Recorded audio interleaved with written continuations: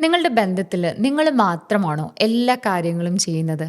ഉദാഹരണത്തിന് കുട്ടിയുടെ പഠനം, സ്കൂൾ ഫീസ്, വീട്ടിൽ എന്തെല്ലാം ഭക്ഷണങ്ങൾ ഇന്ന് ഉണ്ടാക്കണം, റിലേഷൻഷിപ്പ് മാനേജ് ചെയ്യേണ്ട ഒരവസ്ഥ, വീട്ടിലെ ജോലികൾ ചെയ്യേണ്ട അവസ്ഥ, അതോടൊപ്പം തന്നെ നമ്മുടെ ബന്ധുക്കളെ നോക്കണം. അങ്ങനെ എല്ലാ കാര്യങ്ങളും ഒരു 100,000 കാര്യങ്ങൾ നിങ്ങൾ മാത്രം പ്ലാൻ ചെയ്ത് മുന്നോട്ട് കൊണ്ടുപോകേണ്ട ഒരവസ്ഥയാണ് എങ്കിൽ നമ്മൾ പോലും അറിയാതെ, തിരിച്ചറിയാതെ ഒരു വല്ലാത്തൊരു ഭാരം നമ്മൾ കൊണ്ടു നടക്കുന്നുണ്ട്.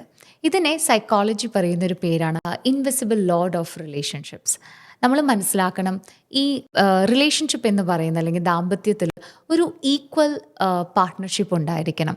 അതല്ല എങ്കിൽ അത് ആ റിലേഷൻഷിപ്പിൻ്റെ ബാലൻസ് തെറ്റിക്കുകയും നമ്മൾ വല്ലാത്തൊരു റിസൻമെൻറ്റ്സിലേക്കും ഒരു ബേൺ ഔട്ടും അതോടൊപ്പം തന്നെ വല്ലാത്ത വലിയ കോൺഫ്ലിക്റ്റിലേക്കൊക്കെ പോവാനുള്ള സാധ്യതകൾ വളരെ കൂടുതലാണ്. നമ്മളായിരിക്കുന്ന ബന്ധങ്ങളിൽ ഒരു ബാലൻസ് ഉണ്ടോ, നമ്മുടെ റെസ്പോൺസിബിലിറ്റി ഒക്കെ നമുക്ക് ഷെയർ ചെയ്യാൻ സാധിക്കുന്നുണ്ടോ എന്ന് നമ്മൾ ചെക്ക് ചെയ്യേണ്ടത് ഒരു ഇമ്പോർട്ടൻ്റ് ആയിട്ടുള്ള ഒരു കാര്യമാണ്.